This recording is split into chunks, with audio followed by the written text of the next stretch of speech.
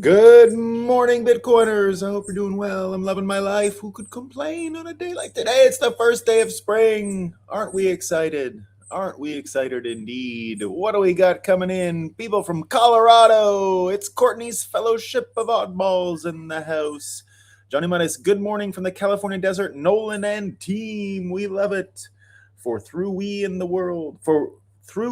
live in the world, we do not wage war as the world does. The weapons we fight with are not the weapons of the world. On the contrary, they have divine power to demolish strongholds. Corinthians 10:3-4. Blessings, fellow Bampians, indeed. Good morning, gang, and Chef, happy Friday. Jack 2K, good morning, and Great Awakening crew, and happy Friday, indeed. Good morning, Counting crew. Thank God it's Friday, indeed. Thank you, Chef Zero. Morning, y'all, from Charlosky. I have unfortunately have to give Pierre's Rogan interview a persuasion grade of 0. Wah, wah, wah. Yeah, it was not great, Charlosky. Apple eating Pierre, sadly, was peak Pierre. Yes, indeed. Low energy Pierre Poliver. Well, it wasn't that bad. I mean, good for him, at least. At least he did it, right? I hear the birds chirping of his chair squeak. No, that's the birds chirp. A wooden squeak chair, but I don't think it's that. I have just a normal kitchen chair here if you ever want to see my tech. You know, we just use a hard-backed wooden chair for the show. There we go. We are unrepentant sitters around here as well. Good morning indeed, Nappy. I hope you're all doing well. Indeed, that's a great sunrise behind us. It is spring wherever you are in the north. If you're in the south, it's autumn. Your summer's over. If it's in the north, your winter's over. Things are going great. Yesterday was a great vibe shift. We're going to be talking about the vibe shift that we had from yesterday's show and the 24 hours, let's say, of not so much aggressive bombing of all the infrastructure that keeps this world alive. So that's good news. That's pretty good news, right? Less bombing. We like less bombing. And we're going to talk about all the fun things that are happening across the world today. We have a fun Friday show. Things are looking up. Winter's over. Oops, I made a mistake. Oh, no. My lateness has prevented me from getting... I got to do one quick search here. I was having a few health issues this morning. I wasn't sure if I was going to be able to do the show. I have, for some reason, was kind of losing my voice, or I have some kind of a sore throat starting or something, but it didn't get so bad. So we're okay. All right. We just need one of these buggers before we get started. One of these buggers. So my timing was a little off this morning on everything, because I was trying to rest my voice, and had some tea, all that kind of stuff, you know, all that kind of stuff. All right, now we're ready. So let's acknowledge that's a major sunrise. We're doing great with the sun. We love the sun, right? And Bitcoin is running currently at 70,000 US trash tokens a coin. We're doing great. Let's have a coffee, talk about what's new. The NPCs are learning this morning. It turns out that the heat wave, according to the NPCs, the heat wave, right, the scorching heat wave, right, this heat wave that is scorching the U.S. West is virtually impossible without climate change, without climate crisis, say scientists. Unseasonably warm and even dangerous temperatures this week were up to 30 degrees Fahrenheit above average for this time of year. They were dangerous, guys. It hit like 90 in some places. You know, you had some 90-degree temperatures. Dangerous, they say. It's dangerous. It's because of the time of the year. Don't you know that when it's 90 degrees, in March, it's more dangerous than 90 degrees in June. Why? The name of the month is different, you idiot. It's a different month. Come on. Now it's so dangerous. We're all going to die. And it's because, and of course, no one in California remembers the time when it got hot early. That never happens, right? That's all brand new. Let's find out what they're saying. The record-breaking heat wave scorching the U.S. West this week would have been virtually impossible if not for the climate crisis. A team of scientists, they all got together, because if it's one scientist, it's like blah. But if you have a team of them, it's like baseball. Like we can win the gold medal of science. We might win the World Series of Science this year with our team of scientists. Our team. We have a team. There you go. The climate crisis, caused primarily by the burning of fossil fuels, has made the kind of heat wave 4 times, not 3, not quite 5, 4 times more likely, guys. 4 times more likely. The temperatures are completely off the scale for March, guys. It's completely off the scale. Even as recently as 2016, the current heat wave would have been milder. We know what the temperatures would have been had you not had your propane stove running. If you wouldn't have gone camping last year, if you would have just gone vegetarian, this heat wave never would have happened, all right? But you chose to keep eating steak. It's Steak and Shake, even. Blame Steak and Shake. It's their faults. The findings leave no room for doubt. You can't doubt this. There's no room for doubting. It can't happen. The scientists, no room for doubting. They can't. It's basically murder in the first degree because you kept eating steak. Climate change is pushing weather into extremes that would have been unthinkable. This is unthinkable. No one ever thought of March heat waves in the West. It's never happened in the desert. It's never happened in any of these places. Fueled by an area of high pressure in the atmosphere, the heat dome has shattered temperature records in 140 cities stretching from California to Missouri, according to the Weather Channel, while leaving California, Nevada, and Arizona under extreme heat warnings on Thursday. More heat is in store for the coming days. The mercury is expected. Have they mentioned the temperature once? What is the temperature anyway? I think it was like 28 Celsius. I think it was like the same as here. I just have to know. Los Angeles. What's going on in LA? Oh my God. Oh my God. It's currently in the high 60s with a high later today of 90 something. Are you going to survive, guys? Are you going to survive in this 90 for one day? Are you going to make it? Where's going L8? Where is he? Where is he? We need to know if he's surviving LA. That's we got. It's the Guardian's job. Oh no, we don't care about that. They're just asking for money. All right. The article was amended on March 20th to make clear that the heat wave temperatures would have been they would have been cooler in 2016 rather than in pre-industrial times. For that, the correct figure would have been. Oh, so here's luckily the Guardian knows what the temperatures would have been in pre-industrial times. What they would have been. Imagine they had computers in pre-industrial times. What would it have been like then? The team of scientists. The team of scientists. It takes a team. You need the team. So that's what we know. That's what we know. They're not doing well this morning. There you go. There you go. What's this? I said, damn it. He's only human. He needs to go to the... No, they're not doing well this morning. Good health, Nolan. Thank you. Good morning, young Tommy. Hope you're doing well. Might be something to this global warming business after all. We have a high of 97 in Kansas tomorrow. Well, that's pretty fun. Enjoy it. Get some good barbecue going in Kansas. It's around for like 2 days. There you go. We get this from The Economist. The reckless campaign against Iran will weaken America's president. That will make him angry. Be warned. He makes a bad loser. He's a loser. Loser. And this from Anne Applebaum in The Atlantic. Donald Trump does not think strategically.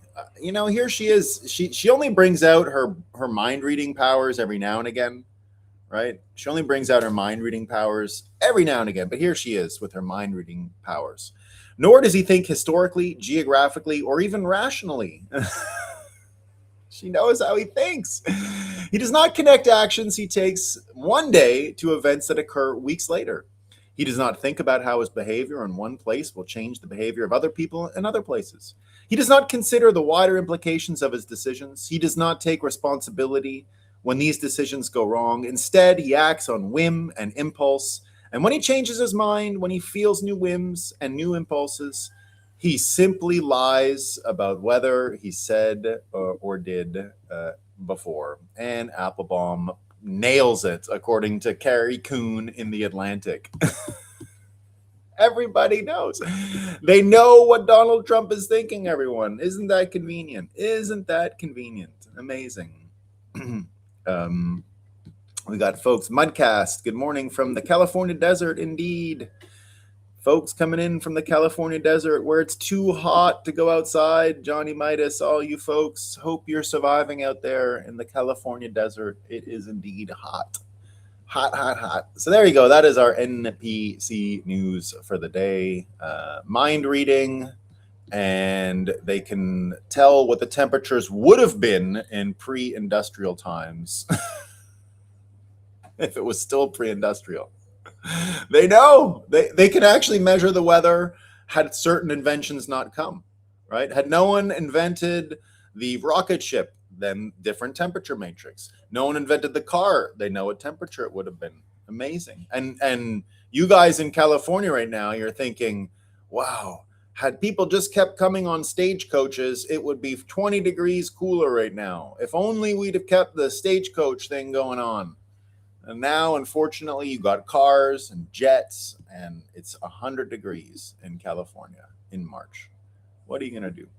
And a lot going on. Indeed, it is a holiday, Eid Mubarak in the Middle East, and the leader, Mohammed bin Zayed, they call him MBZ, the UAE president, Sheikh Mohammed MBZ, sends a personal SMS text on phones of all Emiratis and residents wishing us Eid Mubarak.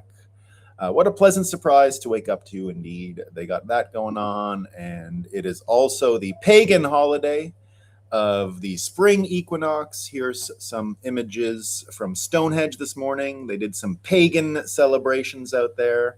The paganism in full Stonehenge majesty. Looking like they had a good time. I saw some things that many people think are Nazi-ish at this party. I saw the SS stuff, but those are the pagans for you, you know. But there's no Nazis there. They're just having a good time. That SS thing was ripped off, but it was pagan. And of course, speaking of our favorite pagan country, Japan. The leader Takechi was in DC yesterday, gifting the United States of America 250 new beautiful cherry trees for the 250th anniversary of the United States coming up this summer. I've been telling you for a long time you're going to see a tremendous amount of government messaging, otherwise known as propaganda, around the 250th, but it's going to be a fun time. I plan on being in DC, I think, for the 250th anniversary of July 4th this year. I'm looking forward to that. And here's Trump celebrating. This year, we're honored to receive an additional 250 cherry trees, and they're very big, beautiful trees from the great people of Japan in recognition of America's 250th anniversary. And they will remind every future generation of our timeless bond, and they'll be planted near and around the Washington Monument, and it's going to be something very special. They've already started the planting, but it's 250 beautiful specimen trees, and we'll get you over here. We'll check them out after they're planted. We'll get you back this year. And I hope the audio came through on that. Let me know if it did. If only we'd gotten faster horses. Hey, hold on. What's going on here? Yeah. If only we'd gotten faster horses, Mudcast. Indeed. Indeed. We missed out on the faster horses. Bummer. Bummer, bummer, bummer. So, indeed, now what I've been telling you for a long time is this relationship that America's most important allies right now are, in fact, Japan. We're going to have memories, and we've had memories. I mean, the Japanese also donated a lot of the cherry blossoms that are already in DC. I was in DC for the Cherry Blossom Festival last year, as well as the Cherry Blossom Parade, which I think is not even started yet. I think the cherry blossoms aren't out for 2 or 3 more weeks. Depending on how much steak you've eaten this year and depending on how much you've driven this year. If you drove too much this year, then of course the cherry blossoms will come easy, but everyone's saying they're coming in their latest iteration ever. You just didn't use enough barbecue and propane this year, so the season is a bit delayed. So I would appreciate, because I had plans on going a little earlier as well to DC, but they might have fallen through. But I was going to start just to let my car idle in the parking lot. Hopefully that would have brought on the cherry blossom season a little earlier, but I'm not gonna have to do that this year. I'm just gonna miss them. But I've been telling you for a long time that the most important allies that America has right now are Korea, Japan, and the Middle East. That is the sort of coalition to look for during this World War III environment that we find ourselves in. And so yesterday, this relationship was reiterated in some really fascinating and interesting ways. So first of all, Takechi did something very abnormal when she arrived to meet the president. She hugged him. You never see this. This is not a Japanese thing. Now, she looks really weird and awkward doing it.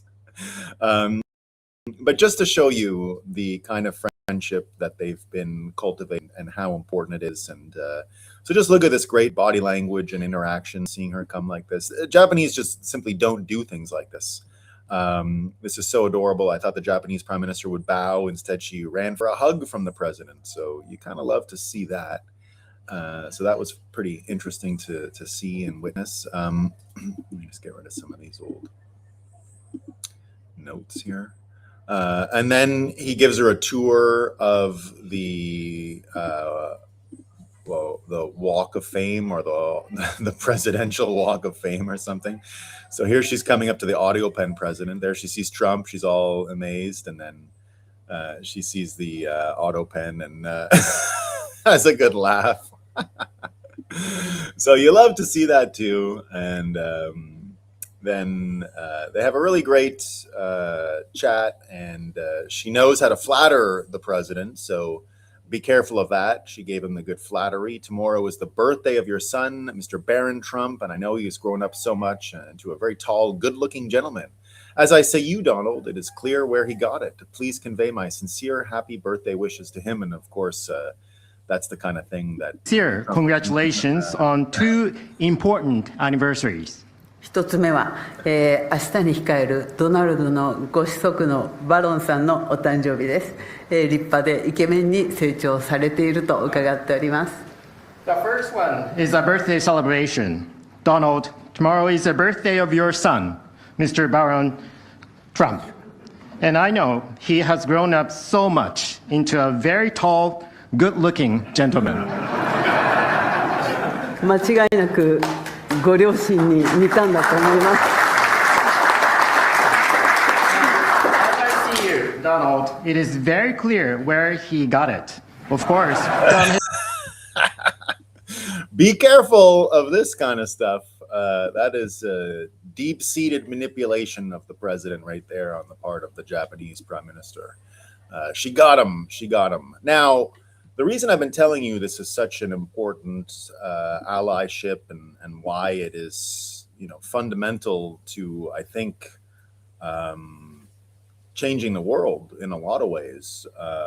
You can see she was able to come in and also criticize him, right? With all of that flattery. She comes in and calls Trump her best buddy. She criticized the war, warned about the economy, and still left with a new best friend. That's the most Japanese thing ever. Politely disagreeing and then, of course, hugging it out. And this partnership that they have, of course, she comes back and also reiterates in this, Japan is back, she says. She stands alongside him, and they mention what's going on in the economy in Japan, and the kind of focus they have, and the dynamism she's brought to Japanese politics. Now, Japanese politics might even be partly the way we're headed in America, of course. Japanese politics is kind of one-party rule. There's fake other parties. They don't win every seat. But winning the internal fight inside of the Liberal Democratic Party, which she is the leader of, basically is how you become the prime minister in Japan. And that's the fight she won. And it was a kind of civil war inside of their political party, much like you see a civil war going on right now inside of the Republican Party between MAGA and GOP and all these kind of folks. And she represented the kind of MAGA faction, the tough on immigration and stronger on the military type of faction. And so she won, and there's been a tremendous, and it was a vote sort of, are you going to align with Trump or are you going to align with Europe? And that's what was happening inside of that political party. She won in a unbelievable fashion. She completely wiped out the other side. She used a fellow named Taro Aso, who's been interested in Bitcoin from the beginning. He was the former prime minister and finance minister himself. I actually met him once years ago in Japan. I was invited there for a private Bitcoin thing when it was just getting started, when he was kind of out of power. For a little while, this party was out of power. They did lose once or twice, I think, since World War II.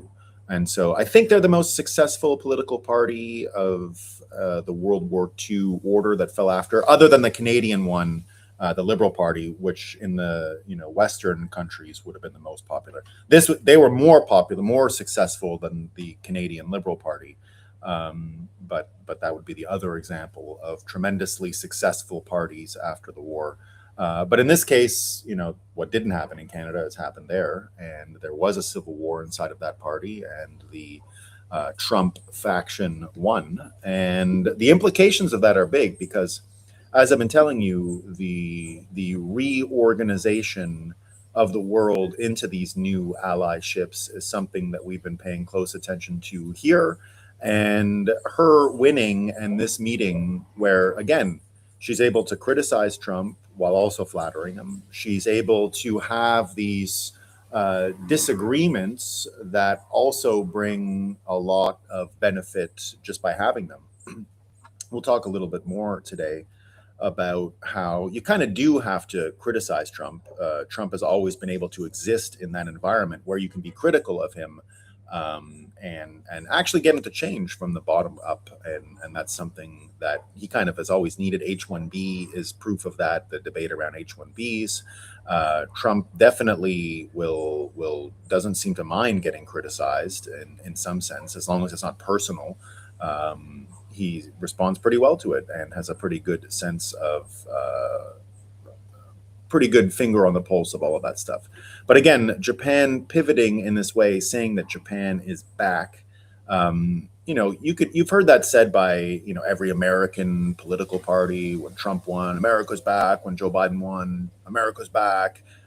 You heard about that in Canada when Justin Trudeau won, Canada is back. It's kind of a cliche. But in the case of Japan, with all the political discussion that happened before she won this intra-party civil war that happened, it really does mean something, because when she says Japan is back, what was on the ballot when they chose their leadership in that party was whether or not Japan would remilitarize and rearm. And Japan chose to remilitarize and rearm. That was a big part of the mandate that she got. And seeing that and understanding that this is one of the most important allyships in the world. Remember, according to Anne Applebaum, Trump doesn't think about the second or third order consequences. Now, we see here, Fugitive Caesar says, everyone has been talking about how the next century will be China's century, but the conventional wisdom has failed to consider the idea Japan remilitarizes. And indeed, Bitpain says, if you don't think this is part of Trump's plan, I don't know what to tell you. Remilitarizing Japan and courting them as a close American ally would box in China more than any other action. Very smart statecraft. Japanese people, by and large, adore Americans and American culture and vice versa. And both have antipathy to the Chinese communist regime and a shared interest in curtailing its influence. Japan is a dark horse that would change the game if its oppressive central bank were gutted and it allowed itself to rebuild its military. The former crushed its erstwhile economic dominance over the last 30 years. But that looks like what is happening. It looks like Japan is doing this, and it looks like Japan is going to find itself again and is going to be the Japan that I think actually sets the aesthetic tone, the cultural tone of what America's headed into. I've long believed that America thought of high class, for example, even aesthetically, as like a French and European thing for a long time. European in particular, UK or whatever, but then also sort of French and British. And that's what we thought of as sophisticated and civilized and all those things. And then, I love America, but I'll never argue that America is like this great civilized place in the world. We have a lot of great things. I love that it's very egalitarian and all that stuff, but you can't say it's like the most civilized place. It's what I love about America is that it's loud and abrasive and impulsive and all these things. But in the case of the aesthetic of what we long thought of as civilized in America, we basically measured it in a European standard. I've predicted for a long time that we're going to shift that standard in America and that the future of America looks a lot more like Japan. Not in the burdensome cultural, you got to do this and obligations and everything that goes on in Japan, but I just mean Japanese people really think of their neighbors a lot more than other people in other places. Japan has, after the fall of Rome, was one of the first places in the world that had 1 million people living in a city, long before Europe ever even made contact with Japan. And to have 1 million people, you have to have a certain amount of sophistication and civility going on to have 1 million people in a city. And Japan had all that. And that's why they've been living in cities in a civilized kind of close proximity with each other for multiple centuries now. That's why even where I used to live in Osaka, there's stores, just little stores that have been around for 800 years. I mean, stores, like just a corner store that's been there for 800 years. The building has changed and everything like that, but the idea of a store being there for 800 years is true. And the Japanese, even in that area where I used to live, called Kansai, they will say, instead of "ogenki desu ka," which is "Are you energized today?" Hello, we'll say "mokarimaka," which is "Are you making money today?" Because it was always a merchant and commercial city. And then you say, "No, I'm not making. I spent it all on food." That's like a very Kansai, Osaka thing to say. Sort of a false modesty. Even if you're making money, you say, no, I've been eating too much. I've been having too much of a good time with the money I've been making. But that's just greetings. That's hello. That's salutations over there. And so they've always had this kind of commercial, entrepreneurial, and now enjoying the fruits of all that with their huge tourism industry, because it really is the least expensive, most amazing place in the world to visit these days, and just safest and again, most civilized country in the world. I believe that since I lived there and since I spent a lot of time there. And seeing here very explicitly that they're changing whatever it was that was done to them after World War II, the hamstringing of their military and of their militant blood. I mean, this is who they are. A lot of the civility happened in Japan because they were strong and powerful militarily and were impossible to conquer. And before the Americans managed to conquer them the first time, and America conquered them the first time, probably when those cherry blossoms first came over in the late 1800s into DC, just using the ships and the commercial navy in America to force them to trade and to acknowledge that their military had become obsolete. And so Japan did a very amazing thing during this colonial era where they were threatened by American ships at that point in 1857. It's called the Meiji Restoration. And that was the end of the samurai and the shogunate. And that led to the original militarization of Japan, where they just bought all of the American technology and then were able to reverse a 500-year trend, which was Europe never, and no European country ever losing a war to an Asian or any other country in the world. Europe never lost a war for, I think, from the fall of Constantinople straight to the Sino-Japanese War, where the Russian-Japanese War, where the Japanese were able to beat the Russians, the Tsarist Russians, and it was the first loss incurred by a European nation to an Asian nation in, I think, 500 years at that time. So they, of course, went on to have their role in World War II, which ended, as we all know, in the way that it ended. But now, when MacArthur took over, he created a constitution that took out their militancy and it erased their capacity to even think about war. All samurai swords and all militant brainwashing and propaganda was removed from Japanese culture, and they were pacified, as we say. And that pacification lasted until just now. And now they were constitutionally limited from ever having an army. There are only two countries in the world, Costa Rica and Japan, that were not allowed a military. They had some degree of self-defense force, but it had its limitations. But now that they are remilitarizing, you can see why they're an important ally to the United States and for global balance. And they're such a good ally, like I said, that they're able to take these criticisms and they're able to take this kind of, the same as MAGA people who criticize Trump and the same as the populist nature of Trump's mandate, where he really does welcome disagreement and welcome a bottom-up flow of information, also from America's allies. The same thing doesn't have to be so scripted. It doesn't have to be so talking points restricted and all that stuff. It's possible for him to hear criticism and still count on them as an ally. And after all the both praise and flattery and criticism, she did come out and say one thing very interesting. She says, "I firmly believe that it is only you, Donald, who can achieve peace across the world. I did not say that. The Prime Minister of Japan did, and it is amazing." It really is amazing. And how in the hell did that happen? Hold on. Oh, my goodness. 3 times I got this thing correct, and now it's telling me I didn't. I got a video coming up next, and I don't understand why it. Come on, it's so stupid. So now that brings us to what's going on in the Strait of Hormuz in Iran, and of course, not many MAGA people right now thinking Trump is the guy who is about to bring peace to the world. Well, I don't know about not many MAGA. Some people doubting it online, let's say. Some people doubting it online. Even more so, people doubting what's going on exactly with the Strait of Hormuz and the whole plan with getting the boats out, and now all the different sanctions on oil and taking sanctions off Iran and Russia.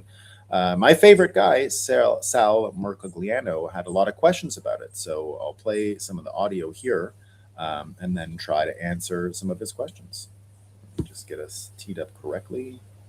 Last, I want to talk about what the Trump administration is doing regarding to the closure of the Strait of Hormuz. And this is going to be out there. I'm sorry, because I got a couple of stories here, and I'm having a hard time digesting them. I'm not going to lie. This is giving me a little bit of pause here.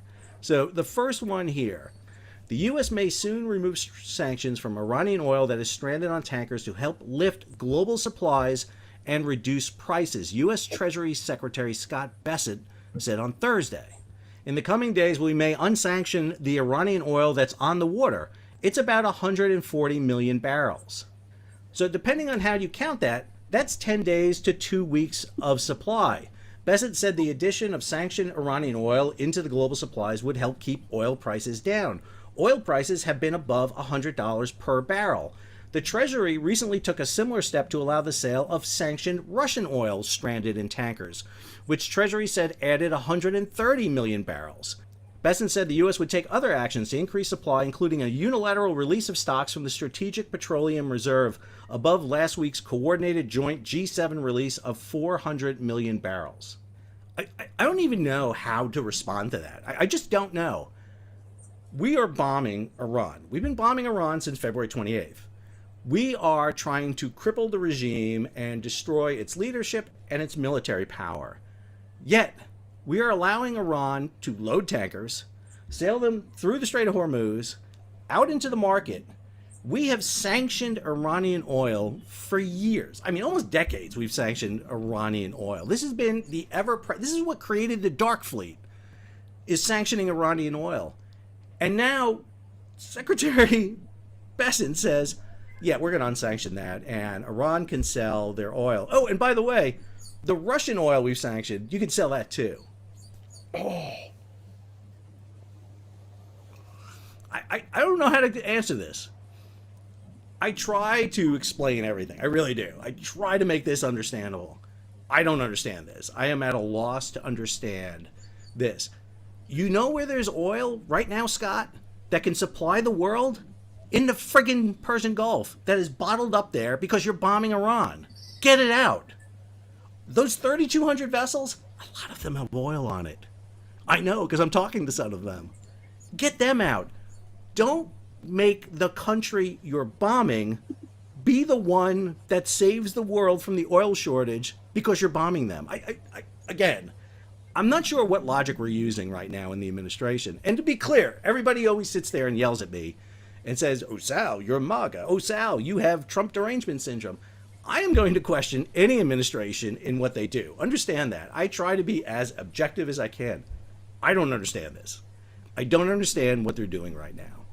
Because to me, the logical thing to do here is to get the oil that's on ships, loaded already, in the Persian Gulf, out, and not depend on Iranian oil, which, by the way, they're going to get the money for, and use it to buy, I don't know, more weapons and nuclear development. I don't understand this. Remember the video I did where I said we should be grabbing Iranian oil tankers? No, we should be buying their Iranian oil. Oh, and by the way, let's do the Russian oil too. Okay, I just don't know. There are times I don't know. Well, I'll try to answer it. And I think we've seen some of the answers. Here's Tom Luongo saying Iranian oil flowing is exactly how you get out of this mess. Stop reacting. Think Venezuela. Think bigger. Well, what is thinking bigger? Right? Thinking bigger is the idea that this is really about Europe, and it is really about changing the global economic system. It's really about energy abundance. It's really about, I think, trying to get energy as cheap as possible and not just doing things the way we used to. Remember, Japan coming was a big sign, right? I've been talking about Japan all morning. This is what they got to do yesterday. Now ask yourself, does this fit into anything we've ever done before? Japan says it's going to buy oil from Russia using Chinese yuan through the Strait of Hormuz and not join America's war, and that they're going to be really sourcing. Now, they have a separate deal where they're going to try and move everything to buying American oil in the future. But for now, for what they need, they're going to be going to China, and they're going to be paying in yuan for Russian oil. And I don't think Trump freaked out about that yesterday, right? He didn't say anything about it. I didn't hear a single word. Maybe there was some deal that got signed or some private conversation, but you're not hearing anyone talk about that today. So I don't think it happened. I think this plan is still active. I showed you this yesterday, but this underlines that we're headed to a completely different framework for what's going on. Here, the long view says, big mood shift today. Israel basically signaling they dropped enough bombs, and the rest of the world saying they will help to clear Hormuz. Harder for Iran to sustain aggression against all allies. Increases odds they fold. Small risk they keep pushing, and China/Russia add backdoor support. But I don't think China will risk that given what they have seen and that they're going to get a lot of their oil out and that there's no reason for them to be upset. No one in China is going to have to go starving around this war.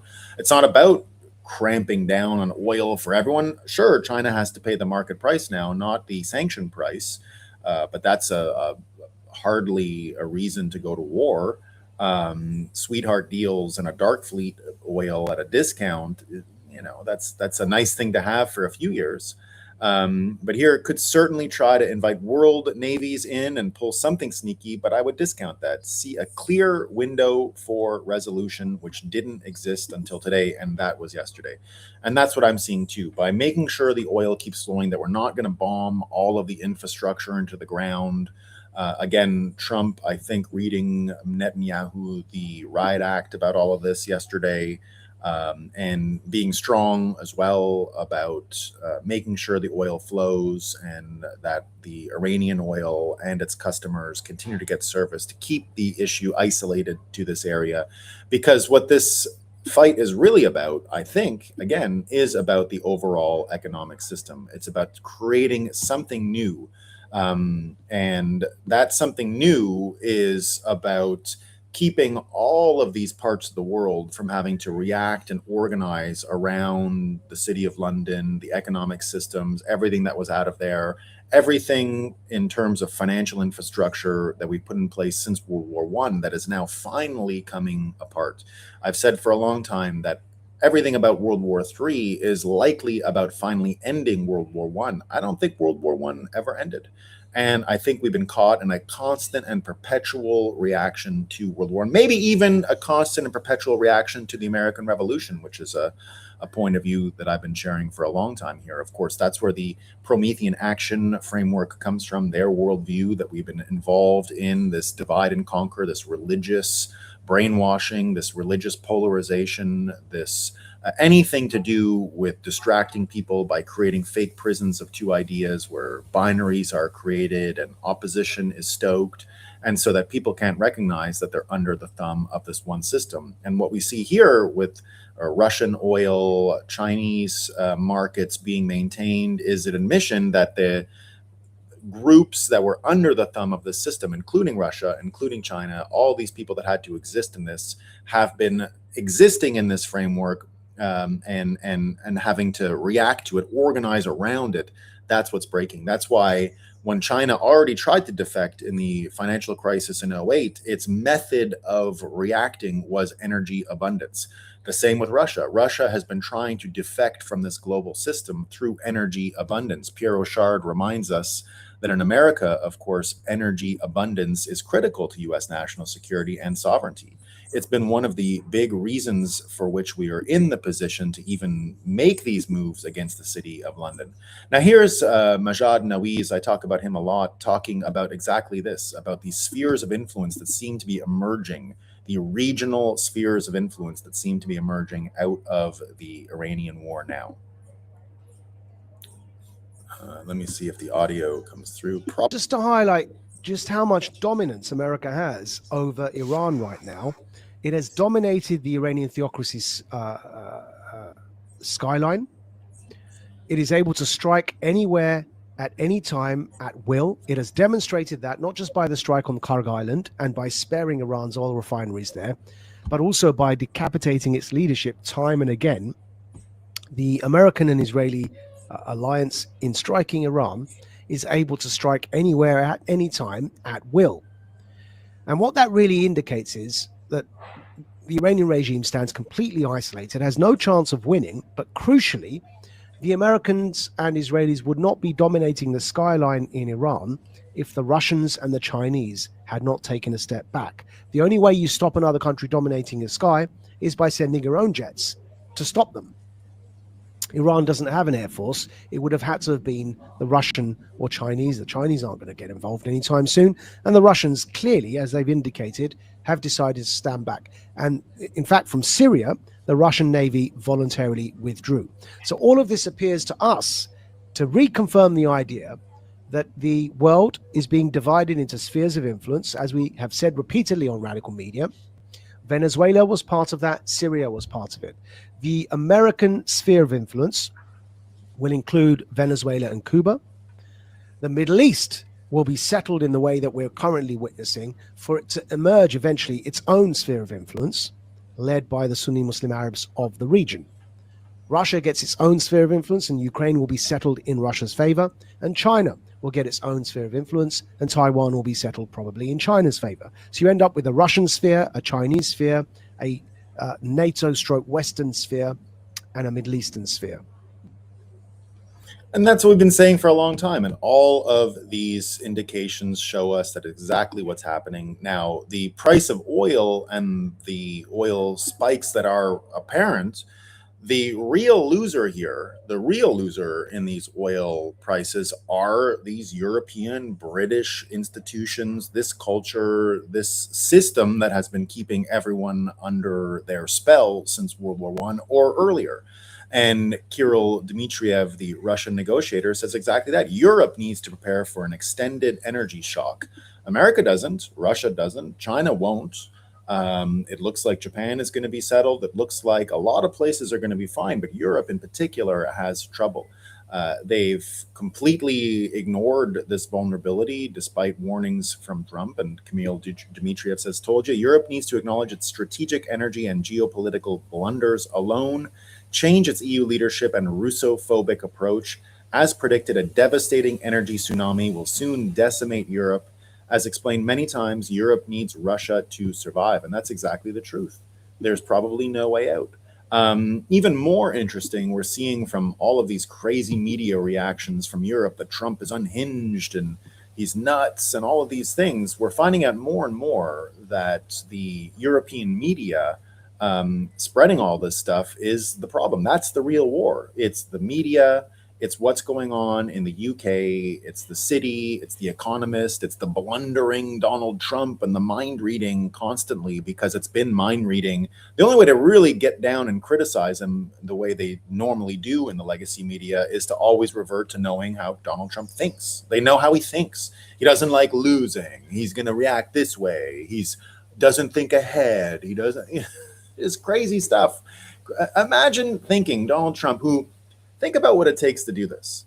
Since 2015, that guy can go in any stadium in America and fill it with merch, with adoring fans, with people all over the place. Who else has a run of stadium filling in America? A fickle American public that doesn't get entertained in perpetuity for very long. They change their whims, they change their celebrities, they change their superstars. Trump has been a celebrity for 50 years in America and doesn't show any signs of losing fandom. Is that someone who can't think ahead? Doesn't make any sense. Of course it doesn't make any sense. And here we're finally seeing that this European media control is apparent. John Conrad, who like Sal Mercogliano has been one of our main references in this Iran war, someone who really knows about the ins and outs and these dynamics, says some of the conspiracy theories about globalists are too much for me even to believe. Like European control of our media, I know they have close ties, but control feels like a stretch, he says, until today. I've talked to a lot of Europeans. I'm literally surrounded here in Massachusetts with liberals. Normally, the two groups align with progressive values and an anti-Trump agenda. What I hear from Euro and Dems pretty much align, except now. Dozens of liberal Americans since the start of this war and dozens of Europeans at the shipping conference and on the phone. They are saying very different things. The Europeans are very concerned about shipping, energy, war crimes, the stability of international diplomacy. The liberal Americans are mostly apathetic. Some will discuss war crimes if you push them, but absolutely no one is talking about the other things. My wife gets the New York Times, and I've checked in on others. The legacy media is parroting all the European talking points, very little coverage of the mostly non-war subjects my liberal friends and neighbors care about. It's clear as day who the MSM editorial board is getting their marching orders from. You got Adam Townsend saying the same thing. Respectfully, my brother, and thank you for your generous time and perspective when we have spoken on the phone. And the wealth of information you've shared on X. Perhaps we should examine the Europeans whose outrage you've heard expressed. When was the last time Europe and the UK in particular done anything to benefit its citizenry? For the last decades, it's done everything it can do to absolutely destroy their wealth, their agriculture, their farming, their indigenous businesses. was desperate to enter TPIP, damaged its energy markets by going green bullshit and all in renewables, sacrificed their defense to presumably help Ukraine. Should I continue? Should we discuss the technological invasion they have welcomed from China and Huawei? I watch UK TV. I've never heard them discuss any scale of the rape gangs that have destroyed the lives of tens of thousands of young girls in the UK. I've never heard them discuss the importation of millions of illegal immigrants from hostile countries that have wiped out large cities and the countryside and exhausted social services. I've never heard them discuss the devastation that the response to hoof and mouth disease the millions of livestock. In short, they're arguing an illusion that's being spewed by the distraction from treason industrial complex. Cernovich reiterates the same thing. We have Tucker Carlson here now saying that Europe is what America needs, that Europe is our big ally that we need. Europe is the head of the beast. They are the ones pushing the globalist anti-West agenda. Hungary and the East, sure, but not Western Europe. No, we need to cut them loose. Now, I remember when Tucker would go on about the useless Europeans like I've been doing this morning for a while. That's been the Tucker that I knew for a long time. Here he is talking about how we're cooked if we don't have Europe as our ally and in our sphere of influence as American. If Europe is not an ally of the United States, then China rules the world. And having an ally and this is means... The Economist. He's talking treating it like an ally in contrast to the way we're currently treating it. Okay, I would. Europe needs to be an ally. Now, you've got a whole crop of silly leaders and a lot of bad post-war attitudes, but fundamentally, Europe is our ally, allied on the deepest possible levels, and no one in the United States wants to admit So that. if Europeans feel threatened by an aggressive, expansionist Russia, you would take that into account as an ally? Of course, and we did take it into account, but You at were this criticizing stage, America for taking this into account. look, America needs to create a hierarchy of concerns, and the first concern has to be its own citizens. Of course, every sovereign state has to have that hierarchy. I am calling in my heart, I never say this, but I think this a lot, for a reorientation of the way we in the US think about the rest of the world, where Europe, from which we came, basically Europe produced us. You think America first means doubling down on Europe as an ally? Of course. Threatening to take Greenland part of that? I don't really understand that. I mean, I personally felt that that was counterproductive to our goals, our natural. I mean, come on. Doesn't understand Greenland, which sits right next to America, nothing to do with Europe. No one's using it. Some boat arrived 500 years ago and now they own it, but don't do anything with it. Give me a break. And Europe, we don't need Europe. We're switching. We're changing it up. Japan, Korea, Saudi Arabia. So what if we didn't come from them? Who gives a shit about where we came from? We came from England, and England has been fucking us over ever since. It looks like they got so pissed off about losing the Revolutionary War, they haven't stopped crying. That's what we're living with. They bawled their eyes out from losing that war, and they've been doing this shit ever since. And that's why we're in this position. That's why this has come this way. And that's why their media is treating us like this. That's why they're going with this ridiculous censorship thing. And luckily we have Bitcoiners on that. Here's their plan, of course, coming where else out of the UK to fine 4chan, right? And luckily we've got the great Bitcoin lawyer Preston Byrne, who wrote them one of the funniest letters you're going to see. Where's the actual letter? Hold on, I got to find it. Well, anyway, this is what he says. However, since 4chan is based in the US, there we go. No. Where is this note? It was easier to read on my, it was much easier to read on my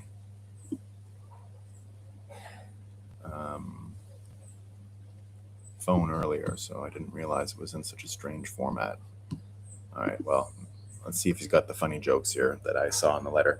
As has been explained to you, this is from Preston Byrne to Oxfam, who's Ofcom, sorry, UK's Ofcom. That's their censorship wing that Mike Benz has been pointing out to us. He says, since 4chan is based in the US, The UK has no jurisdiction to fine Americans in America. He says, as has been explained to your agency ad nauseum, the United Kingdom lost the American Revolutionary War. We are not in the mood to discuss the matter further and have not been in the mood for 250 years.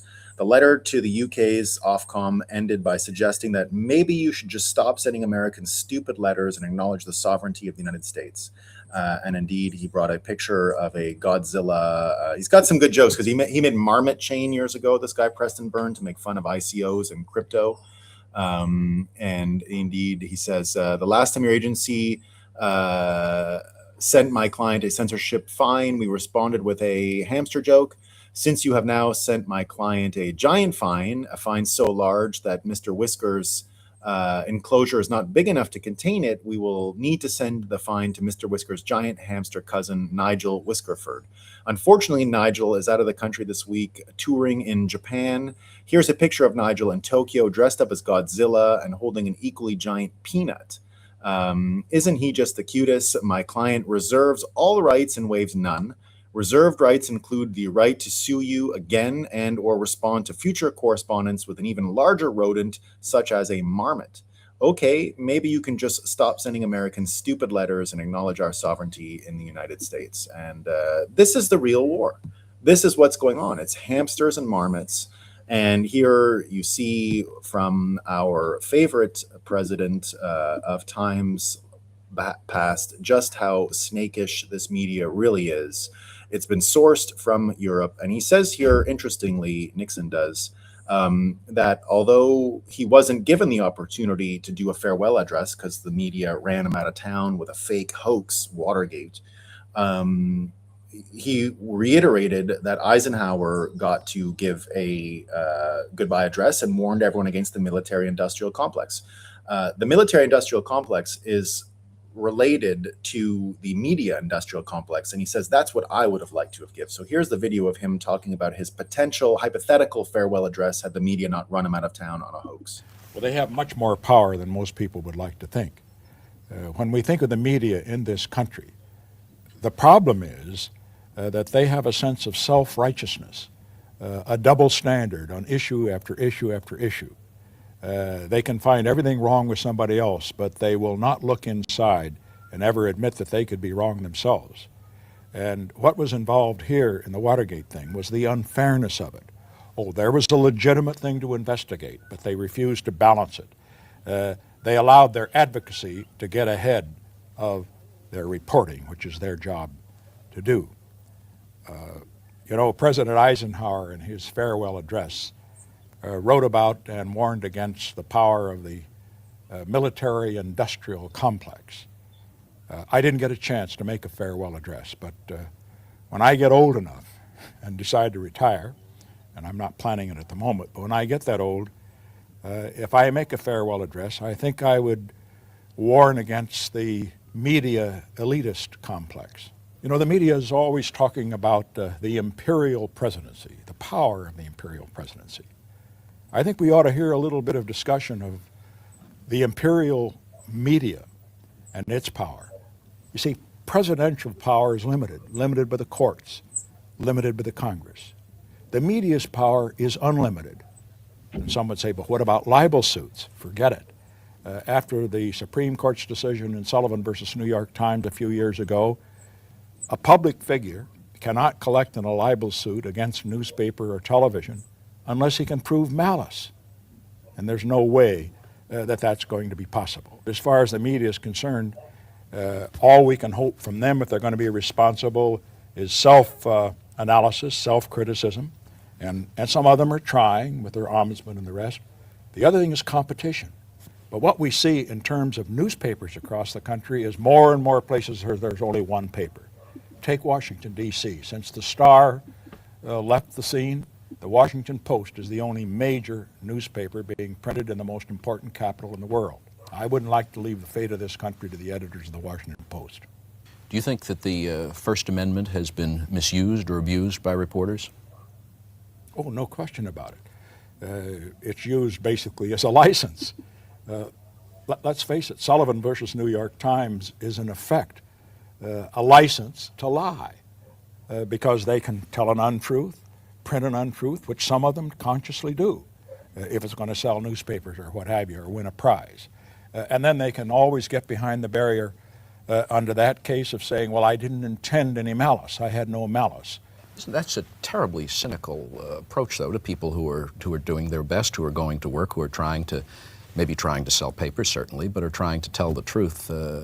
Let me say right at the outset of this conversation, I made it clear that I was not speaking personally. I was not speaking generally.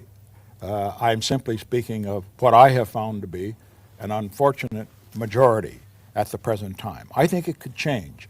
There are a lot of very good, responsible reporters, particularly in the writing press. Not yet that much in television, because television is so consumed with ratings and the rest. They'll do almost anything to get a story. Is there any way to get some kind of a handle on this situation? Should the media be investigated? Should it be controlled? No, I may disagree, for example, with what some president does with his power, but I don't want to abolish the presidency, or I don't want to control it. The same is true of the press. I believe in a free press. I do not want government control under any circumstances, or government censorship of either radio, television, or newspapers. But I'm simply suggesting here that all of the media should look within themselves, look through that microscope at themselves, look in the mirror now and then, rather than looking out there to others. And look what they did to him. I mean, they completely destroyed him with this nonsense, with a fake news story. And we can see that this insidiousness has been going on for a long time. I mean, just look at how crazy it is from the UK right now, right? Remember that fake news story, Shakespeare's birthplace to be decolonized? We laughed at it, but like, stop and think about it for a second again, right? The more I read this, the more I realize how it's utterly illiterate. How exactly do you decolonize someone's birthplace? He lived there. Like, what are you talking about? That's how fucked up these people are. That's why they're spreading this kind of mental illness everywhere. That's why all you see is mental illness. But things are changing. I mean, it looks like King Charles is not coming now. It looks like Japan is here. Those are our allies. Whatever Tucker's going on about Europe, we got the king now with all of this stuff happening in the world. Remember what the king tried to do to seduce Trump last summer? Well, now he can't even show his face. The last time he was in America, it's because J.P. Morgan, Jamie Dimon, threw a birthday party for him in New York City because those are his American allies. They're not going to be putting out a red carpet for this fellow this time. He's coming to get lectured. So of course he's not coming, right? All the things you see, that's why it's not about the Strait of Hormuz. That's why the oil is flowing.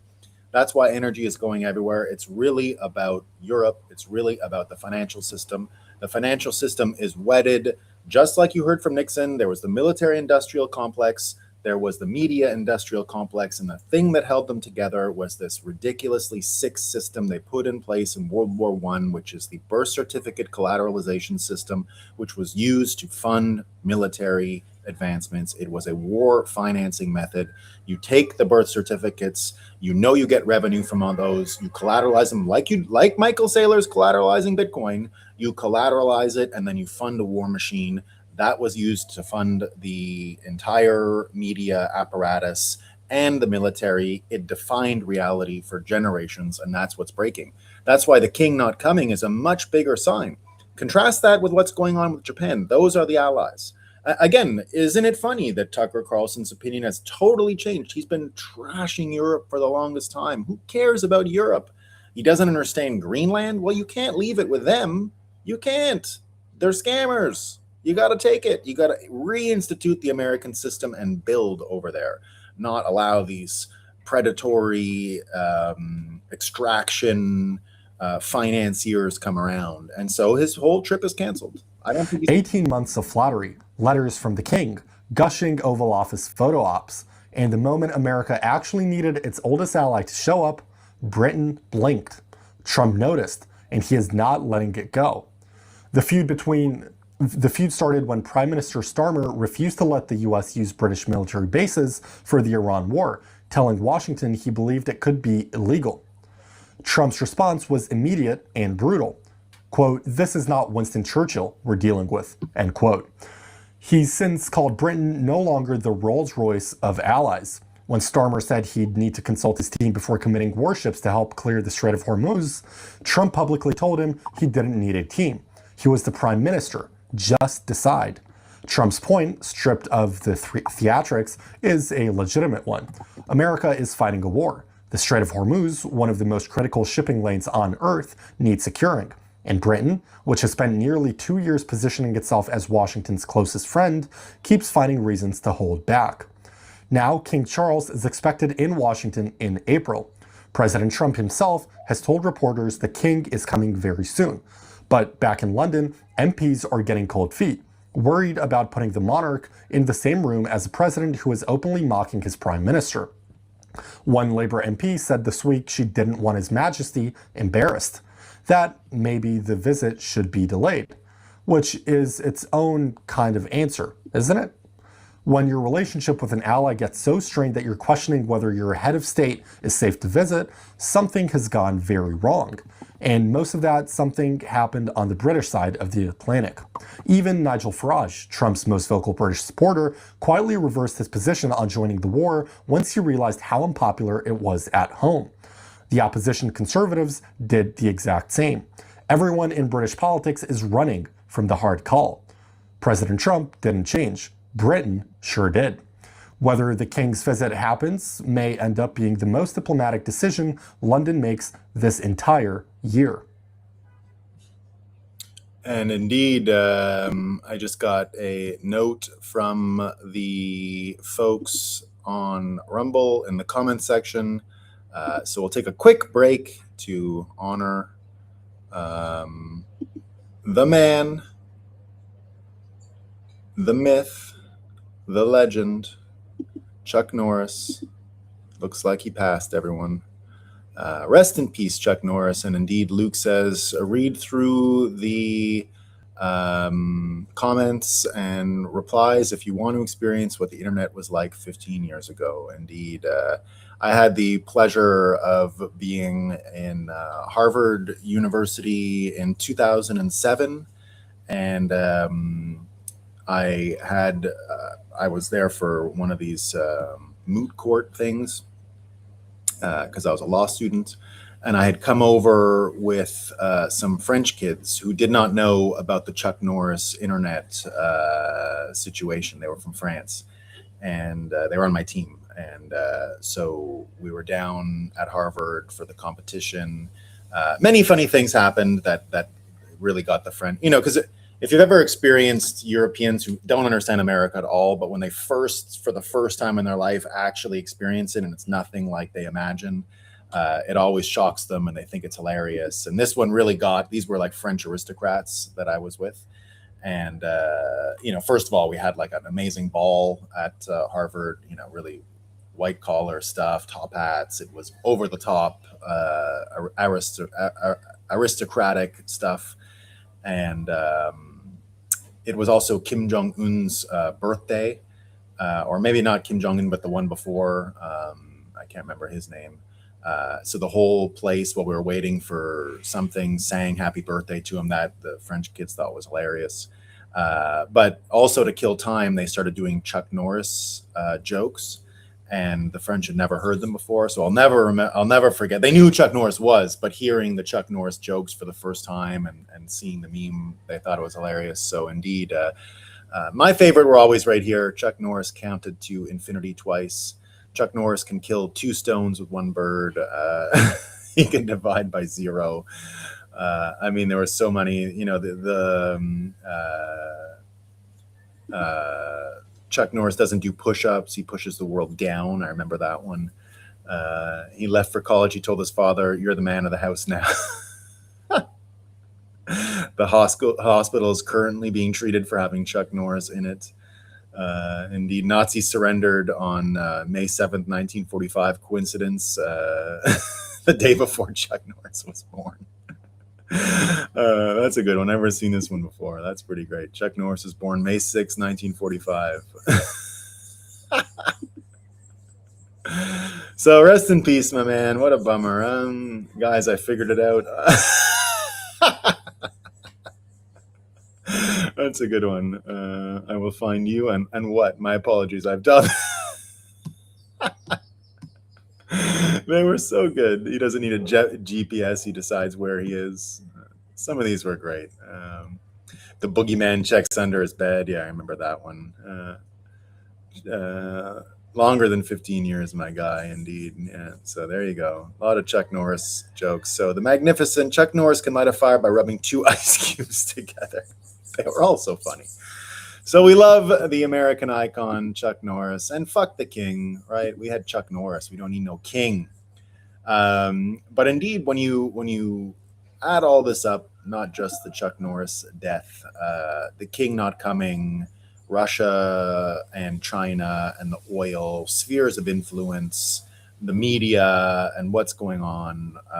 And here we've got Victor Davis Hansen talking about the actual change going on. So go back to what Sal Mercogliano, who we love, he's a shipping guy. He's not supposed to know about macroeconomics and under the hood incentive changes of reality. It's not necessarily his specialty.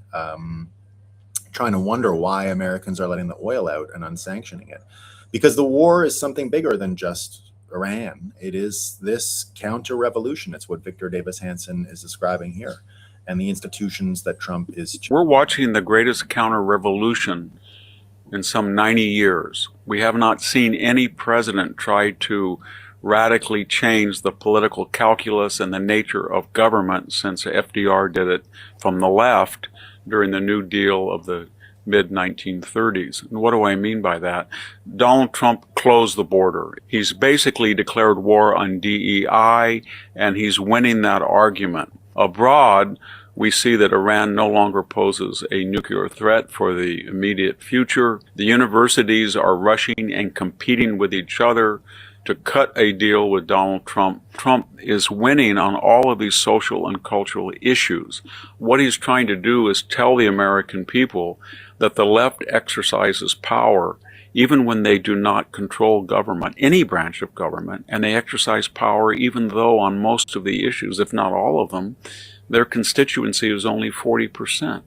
The majority of the American people oppose their agenda. We're going to see in the next year a frenzy, a frantic, almost out of mind reaction from the left, because they know that if this counter-revolution succeeds, it'll be very difficult for them to push down an unpopular agenda down the throat of the American people. So brace yourself. We're looking at the resistance coming up to the counter-revolution, and it's going to be fierce and unhinged. And you're already seeing the mental illness spread. I mean, look at the kind of stuff they're pulling. Here's the Kathy Hochul, the governor of New York. This is the kind of mental illness you're seeing. This is the unhinged type of shit that you're seeing. Say that the era of Trump and Zeldin and Molinaro just jump on a bus and head down to Florida where you belong, okay? Get out of town. Get out of town. Because you don't represent our values. You are not New Yorkers. But maybe the first step should be go down to Palm Beach and see who you can bring back home, because our tax base has been eroded. So I philosophically don't have a problem. It is like I have to look at the fact that we are in competition with other states who have less of a tax burden on their corporations and their individuals. And I would say remote work changed everything. There were people who could only work in an office in Manhattan or work in New York State, and they were captives to our state. They were going to stay. We've saw that that's not the case. I mean, you know, Wall Street businesses looking at Texas, they're not going there because they have a nicer governor. I know that for sure. But they're going there because of the tax rate. We have to be smart about this. Oh, you have to be smart about it. Okay, she has to be smart about it now. Now she has to be smart about it. You know how they started being smart about it? You had Dave Portnoy, who came out and said, this is ridiculous. The first thing they do is pull up a scandal from him about the time where he made a bunch of money off of being cucked by his girlfriend. And they tried to embarrass him for that, even though he made a business out of this thing with a bike or something like that. This is like 15 years ago. No one even knows what it is. No one even understands what the whole joke was. But you have to be terminally online to get it. And so this is the kind of mental illness we're going to be dealing with. with, because these people are too stupid.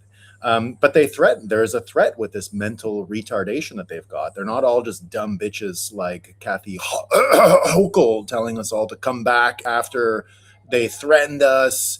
I'm a refugee of what she's talking about. They didn't need me. They said, get the fuck out of here. They said, just go. And they made it so dangerous to live in New York City and weren't coming to help you during George Floyd summer. I left not because of COVID or work from home or anything like that. I left because they let you know that they were not going to help you. There was no one coming to help you. They were going to stoke racial violence and sick them on you. And I had it at my door. I had crazy people that they hit a button, and I had mental cases at my door and had to leave. I didn't want to leave New York City. I'll never go back. But at the time, I did not want to leave. So these people are dangerous. You've got Pritzker here, just as Victor David Hansen warned us. You've got Pritzker here. Here he is going on about what they're going to do if they win. I mean, listen to this stuff. What does a Project 2029 agenda look like for you? I don't think you could speak of it in shorthand, but I'll just say a couple of things that I think are absolutely necessary. One is we've got to restore the rule of law, and that means holding people accountable who've broken the law. I'm talking about in this administration, when we get a new one, the people in this administration who've broken the law and federal agents who've broken the law need to be held accountable. And that means criminally prosecuted. Criminally prosecuted, civilly prosecuted, whatever it is that we can do, right? It may be that you can't criminally prosecute somebody, but we got to stick this pig, man. Now, I'm not calling for any violence, of course, but this guy is stoking a civil war. This is it. Like Pollock says, this is a threat and a call for a civil war. This is the kind of mental illness you're going to have to get used to. This is coming again and again, because they've created this situation. Look at the disastrous economics that these folks have unleashed on America. That's why this stuff isn't popular. These are two cities, both New York and San Francisco. Look at this. San Francisco spends 141,000 US trash tokens per homeless person. And we're arguing about UBI. UBI would cost way less than this. The left is a parasitic Borg that loots the public treasury on behalf of an army of public and NGO employees who exacerbate the problems they purport to address at an ever-burgeoning price tag. There is no effective countervailing force anywhere in Blue America. It's the same in New York City. Here's Nick Shirley underlining it, saying New York City is now spending only 81,000. Okay, they get almost double if they go to San Francisco per homeless person. The average median household income is 81,000 for a New Yorker. You work hard and receive nothing in return, while the homeless receive your entire paycheck for free. Stop the waste and the fraud. And here, indeed, just as Polymarket said, the New York City reportedly now spending more per homeless person than the median income of the city. So you're going to get all of these mentally ill, deranged points of view. Now, again, it's why I say the only argument and why there is a MAGA civil war going, because it's the only debate you can have. You can't actually argue with the mentally ill. Just look at how hypocritical and backwards and counterintuitive and completely dispossessed from reality they are. This story with the New York mayor's wife. Now, I don't really care about this story in general about the New York City mayor's wife. She was years ago. N-word, who cares? Like, I honestly don't care, right? I don't want to hear anything about the New York City mayor's wife. I get it. She's anti-Semitic. So are lots of people. And what are you going to do about it, right? And indeed, the important takeaway, though, is that if anyone in MAGA would say anything like that, then their life is over. I mean, your life's done. Right? You're going around saying the N-word, even though it's in every rap song all the time. You go around and say that. If I would say it right now, I'd be canceled. I'd be canceled by the time I got off this show. And so, but her, it doesn't matter, right? And there's an important lesson in there. The story about Mamdani's wife just highlights how left-wing people used to be normal, and they all had mental breaks when they found out everyone wasn't in on how Obama was changing the country and Trump was going to become president. They have no leg to stand on, saying Republicans shouldn't trawl through her old posts to make her look bad, because they all used to do the same tactic to force social media companies to change their terms of service and have their political enemies erased from the internet until Elon purchased it. But the important thing is to not enter their frame, right? Mamdani's wife was using bad words on a blog, and nobody on the left cares. That's why I always say never address any of the nonsense from the left. Don't play a rigged game of fake morality. Don't enter their reality. It's just mental illness. It's not an argument. It's not real. It can't be real. That's why Nick Carter says here it's completely possible to be a right winger and not spend an ounce of mental energy on Charlie Kirk conspiracies, inter-podcast or turf wars, Israel, the Jews, BB, or anything to do with Nick Fuentes or Candace Owens. I do it every day. It's great, and I highly recommend it. And indeed, it's, I think, why, they're trying to do it again today. They got this thing of BB going around. They're saying here that he's insulting Jesus Christ in this quote. He's quoting somebody else. He's quoting a whole other point of view. And they're using this Rupar clip, right? This Rupar clip. This is the same trick they used during Charlottesville. Rupar clip to come out and say that BB is trashing Christians and all of that stuff. Now, I do want to take a minute just because it was amazing. I think I've read this on the show before, but I saw it again. And whenever I see it, it is incredible. And so people are pretending they are entering the frame. So I'm telling you not to enter the frame when it comes to these things. But I'm going to enter the frame anyway. So this was fake news. Netanyahu, well, it could be fake news because the video might be AI. So there's not only that. We'll get to the AI thing in a second because he does some weird things with the sleeve here that you can't deny. And we're going to talk about the AI and the brainwashing in a second.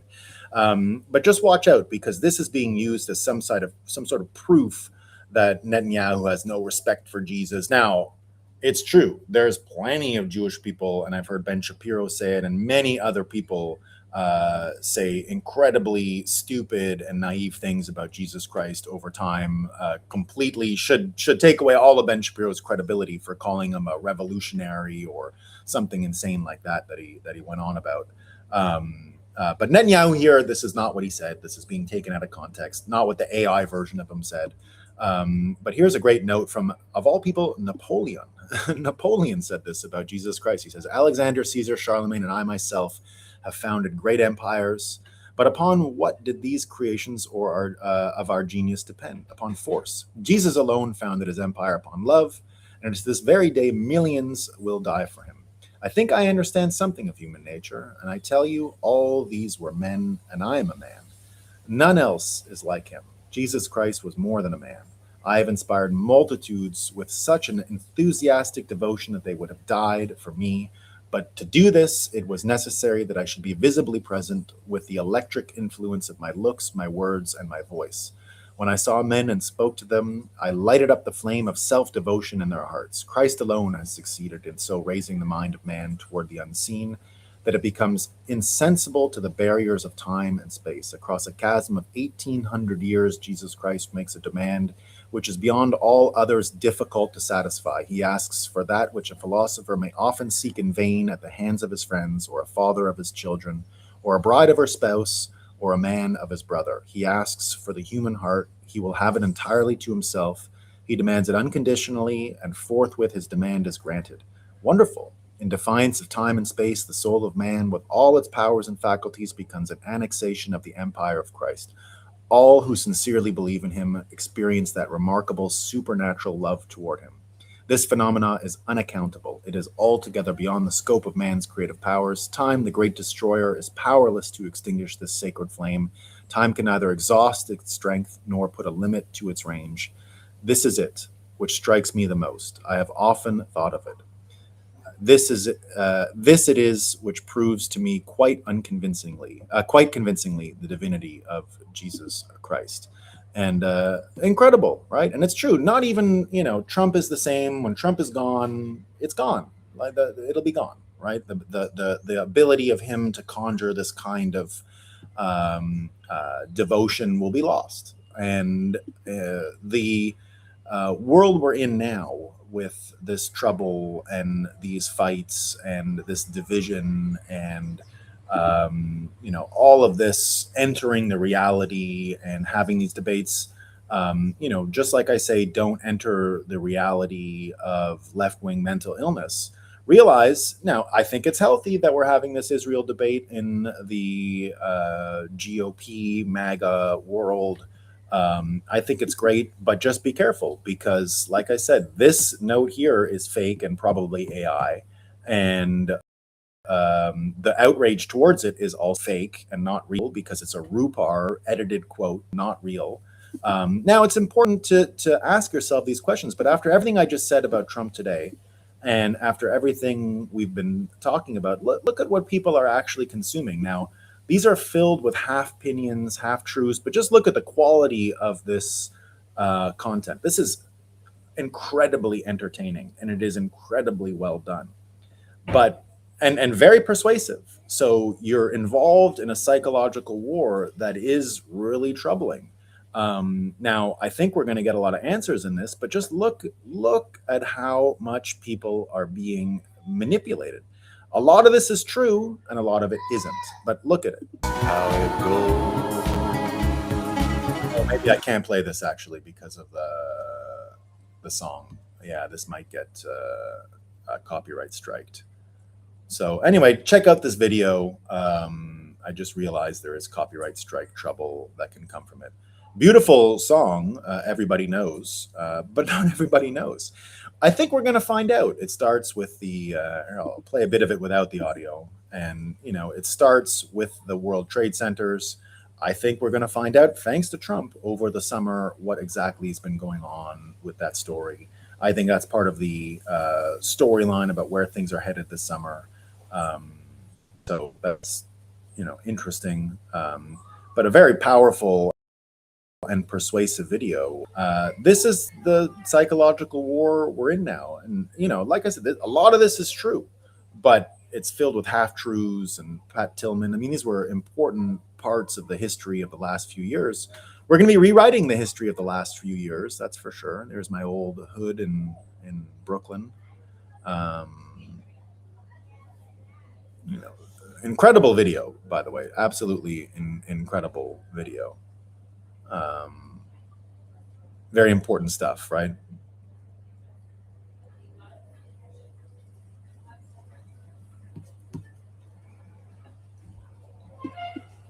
But indeed, that's why I think, have a look. I mean, it's a great video. It's excellent. But full of half-truths, full of manipulations, full of what we're seeing here, right? I haven't seen something less organic than MAGA is dead since 2024 with Kamala is brat. I've been critical of Trump before COVID, but this Israel Jew obsession is turning into flat earth psychosis. And now these are still important, the most important questions to ask. We have to ask them. It's not that simple. I don't know what the answer is. I honestly don't, but it doesn't all make sense. It can't just be so, it's too on the nose, I guess, if you will, right? I continue to believe that the entire Israel situation is, designed. But we've got Glenn Greenwald, who made a bit of a video on this today about the same story. Things that happened, but did you see how Donald Trump yesterday came out and he tweeted, "Stop it, Israel. Bad Israel. Stop. Israel is being reckless right now." True. The oil refineries that they were hitting, the oil structure that they're hitting, that's not helpful, Israel. We said that last week. Why are they doing that? As I was thinking this through yesterday, it occurred to me, and I went and I did some homework. Has this ever happened in history before? And yes, it has. And so I want to present a theory, because the story being told to you right now is really neat. It's really simple. It has a villain and a victim, a manipulator and a man who is supposedly led. It says one leader whispered into the other, lies. And the other leader was duped into it. Oh my gosh, I've got to follow. History almost never works that way. Nations don't drift into wars of this scale because somebody whispered a lie alone. Most times, if not almost all times, it's because pressure has been building, sometimes for years, sometimes for generations, until the moment arrives when someone decides the cost of waiting is greater than the cost of acting. And to understand this, you have to begin where the pressure is the greatest. Where is the pressure greatest in the world when it comes to Iran? Some will say, well, it's Iran because they're being bombed. No, Israel. Israel looks at Iran differently than the West does. The West is, Iran is a policy problem. Israel sees Iran as a deadline. I wrote a chalkboard today and just divvied it up into three: Iran, Israel, and the U.S. We're big Satan, but who do they promise to kill first? Little Satan, right? Little Satan. That's Israel. We're big Satan. They have said over and over again, the Israelis, the Jews, will burn in the fires of the Islamic fury. And as they're saying that, they're building nukes. They have 400 to 600 kilograms. That's about 1,000 pounds of enriched uranium. And they're 12ers. You'll really understand this if you've been following it all on the program. This is what the Iranians believe. The Iranian regime has spent decades funding proxies, building capability, repeatedly, openly, consistently saying and acting in the way that follow their words that Israel will cease to exist, that the Jews will die. Now, that can be rhetoric to us here on this side of the planet.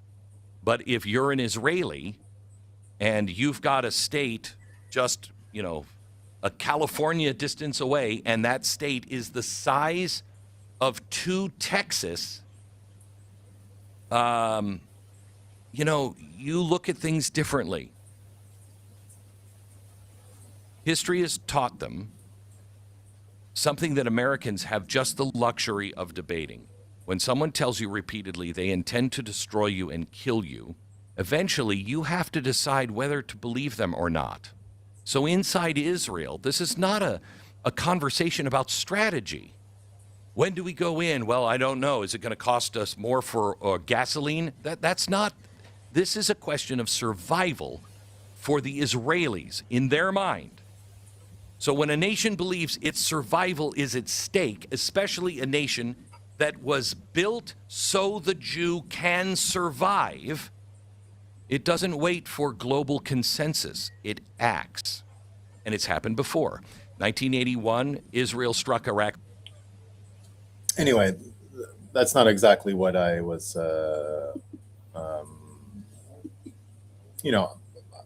I somewhat disagree with him in the sense that I think that the hatred from Iran might be real, but it's part of this framework and this media war, and to keep people attached to these risks. And that, as I've said many times, I think Israel was purpose created for theater. It was purpose created to make sure these divisions would be there. And there's going to be nothing but continued strife if this theater continues forward. Now, that doesn't mean, of course, I think Israel has to live on as a country. I don't think you can remove them. I don't think you can do any of that. It was set up, and now it's kind of too late. They're there, and we got to make sure that the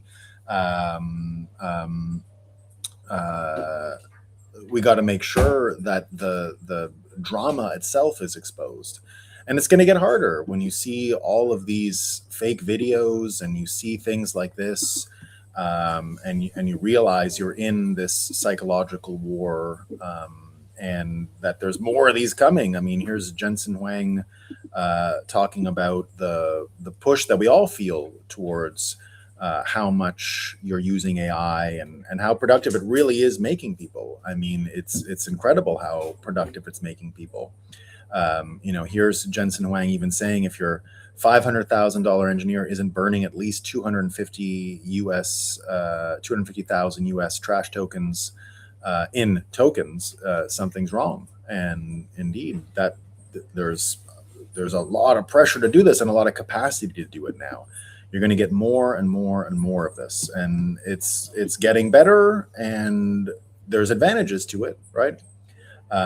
Claude just came out with its new studio yesterday. Do you understand what just happened? Google just dropped its own full stack vibe coding system with multiplayer databases off and Firebase baked in. Detects when your app needs a database and provisions it for you. Remembers full project structure and chat history across sessions. Close out, come back tomorrow, and it picks up right where you left off like nothing happened. Anti-gravity also installs libraries without you asking. It reads your project and decides what's missing. AI Studio added API key management for payments, maps, and databases. Google owns your calendar, your email, your docs, your maps, and now they own your IDE too. One button to deploy it to production. Now Google may actually compete with Claude Code and Codex with even more of Google's ecosystem behind it. They ship playable demos with multiplayer laser tag, 3D physics in games, live Google Maps data, and all of these are built in from one-shot prompts. Apple also decided to block vibe coding apps from updating in the App Store. The same week, Google made vibe coding production grade. ? Anyone else find that coincidental? If you're not following me, all right, blah, blah, blah. So there's a ton of this stuff happening, and it's incredible, but it's not going to make the psychological war any easier in the short term. It's changing. That's why going back to the snakehead of this question is so important. Going back to the source of this division is so important, because there's just too much craziness going on. It's just simply too volatile, too dangerous for these European snakes to lose. So you're going to see tons of prompt engineering, tons of manipulation. The only way out of it, again, is for a golden age economy. It's for this same technology, this same AI technology, to be leveraged to deliver not division, not really slick videos that give you a demoralized sense of the world we're in. It's bad. I've told you for a long time, the hardest part of what we're about to go through is that, like that song said, everybody knows. Everybody knew what happened to Kennedy. That's the hard part. I didn't. A lot of people didn't, of course, but everybody who knew. JFK's wife knew what happened. JFK's wife's husband, Jackie Onassis's husband, was a great shipping magnate, the richest man in the world for a little while. He knew what happened, of course. His wife was there in the car. She saw who killed him. The driver turned around and shot him in the face. And that's the real story of what happened to JFK. Zapruder, just look at Zapruder now with what we know of special effects, and the video looks faker than fake. I mean, it's one of the fakest videos you'll ever see. There's missing trees, the steering wheel, the driver just keeps driving, completely fake. So that's where they first learned this lesson. That's why they had to assassinate Nixon using the media and not the military industrial complex, not the bullets. They had to kill him using the fake news.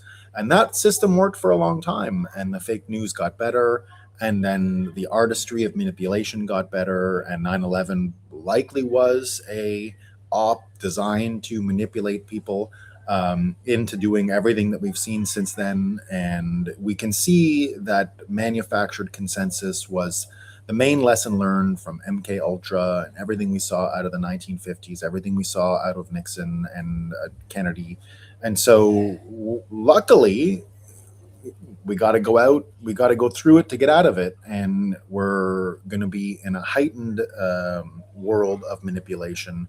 And the only way to fight it is not to enter the frame. Just as we saw with these broken brain liberals, you can't get into, well, Mom Donnie's wife said the N-word. Oh, it doesn't work. It doesn't work. You've entered the frame. You're already losing. They don't care.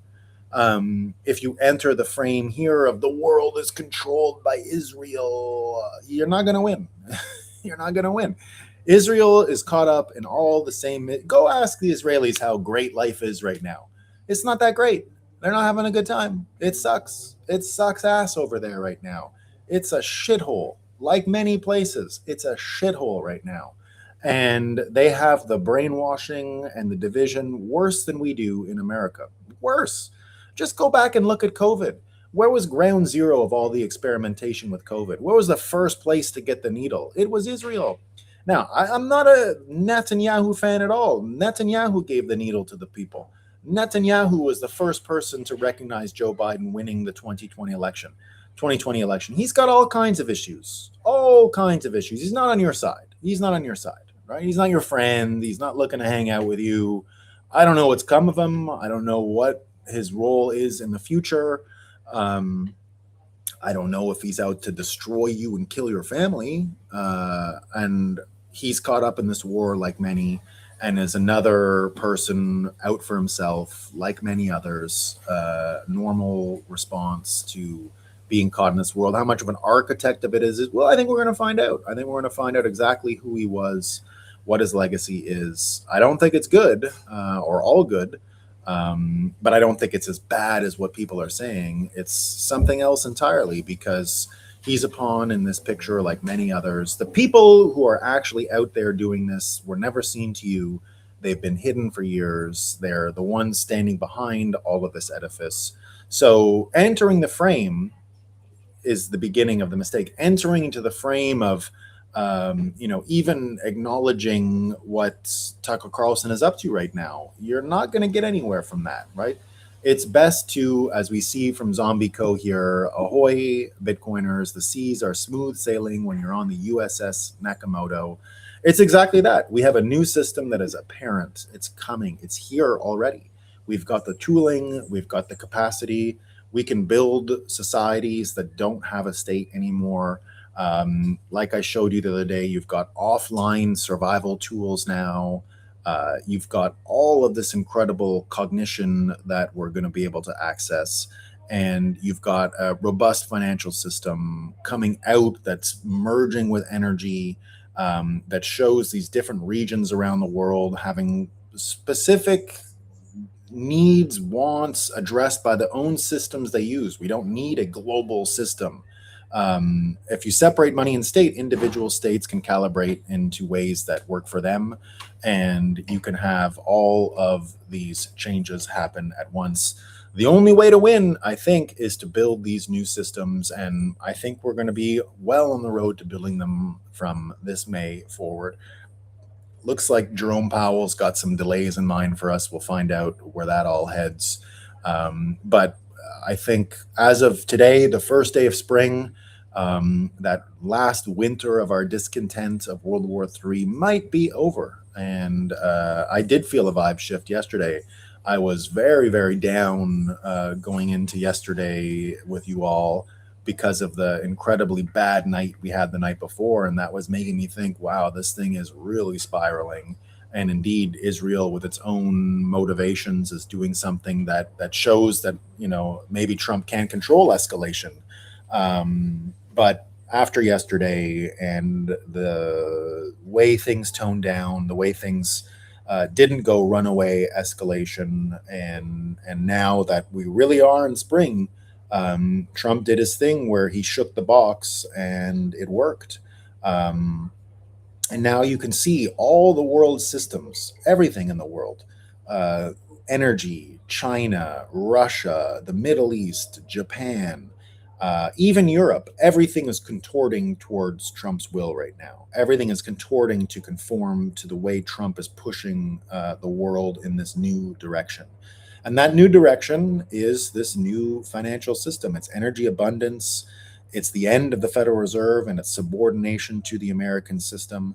It is Greenland and the American system taking root there. It is South America and the American system taking root there.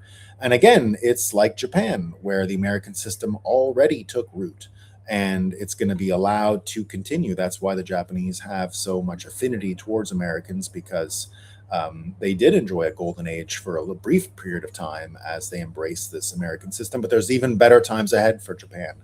Japan had plenty of problems over the last 80 years. I wouldn't have lived in Japan permanently. The burden of being a Japanese is just too great, and the obligations of being a Japanese, because of the civility, is just too great. But there's probably something else around the corner for them too, and energy abundance and nuclear proliferation in Japan is one of the steps to get there. as well as ending their Japanese bank, as we heard from BitPain earlier, because indeed that's been the most retrograde force in Japan all of these years. So great times ahead, I think, guys. Let's see what folks are saying in the chat. Let's see what folks are saying in the chat right now. Lots going on. Democrats equals Borg. Check. I've always wanted to know why Jews as a group support Democrat politicians 9-1 over Republicans. They're urbanites. That's all you need to know. Urbanites who went to school too much. And that mostly predicts what's going on with them. Two of the worst color ties I've ever seen. Where was that? I can't remember. They cannot help themselves but to go out and play fuck stick with the Jews, part and parcel, running the patented prescription of brain melt. Indeed. Chuck DeMann, rest in Christ. We love him. Yeah. Tubbs want Ozempic. He sure did. Yeah, he did. Isn't that crazy? We cannot hate journalists enough. People being protected all the way to the top in our government mansions, state house, and halls of power nationwide. Morally bankrupt psychopaths on both sides, for sure. Chef Zero says Donald Trump, one of a kind, iconic character, sure is. Lance 2002 says Nixon looked like a hostage as he gave that off the gold standard speech. Yeah, that was he was in trouble. He was in trouble. They were running on the American system right then and there. And he could sense the Europeans were doing, because it was the Europeans who forced it, right? They were pulling their gold out of America, and it was going to crash the American economy. So I think he knew what was going on. Nixon was, I'd say Nixon had probably the highest brain capacity of any president. Probably Clinton would have been in the same level of brain power. Clinton, whether you like him or not, it doesn't matter. We're dealing with a once in a generation as well character here, right? Clinton was a freak of nature in his persuasiveness. In the old system, I mean, when you see Trump, he pales in comparison, but Trump is from a new era. I don't think Trump would have been able to do what Clinton did in the 90s, the way Clinton did it. And for that world of quasi-broadcast TV and all that, it's kind of hard to beat, just the persuasiveness of Clinton in the 90s. I mean, I loved Clinton in the 90s. I'll be honest. I thought he was great. I was a kid, but I thought he was great. And, smart guy. Young Tommy says Cecil Rhodes is who we need to ritually burn in effigy as a new Bitcoiner ritual. I like that idea. Meme them until they cry and make the memes about them crying, says Barely45. Exactly. Yeah. Tucker's brand is that he's retarded. He is the Overton window shifter. Ignore him or laugh it off. I mean, it's not about.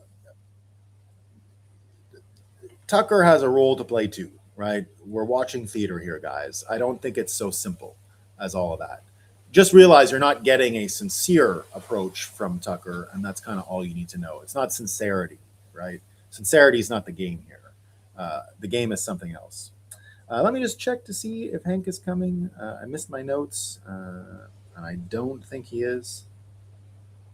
Oh, no, he had the day off. Didn't he have the day off? Yeah, I think he had the day off. I think that's what's going on. I didn't get a note here from him.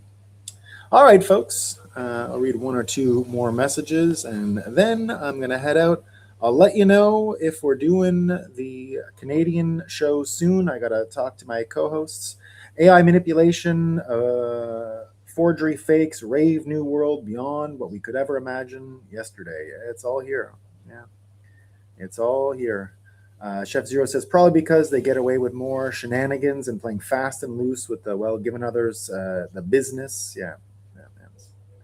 I hate to attribute to malice, but dang it. Yeah. Who knows? Who knows why? Thanks, Johnny Midas. Wishing you and the family a wonderful weekend. It shall be a great weekend here. We're going to be having we have sailing lessons this afternoon, and then it always turns into our Friday kids on the beach to late night party. All the parents of the homeschoolers get together. We have a great time, and I'll be doing that tonight. We had a great Bitcoiner join us recently for it too. It was a lot of fun. All right, folks, I'm going to be headed out now, and I'll let you know about this afternoon. So I'm about to play the logo, followed by the thanks for watching screen. I want to tell you before I head away for the weekend, thanks for watching. See you all Monday. Peace out.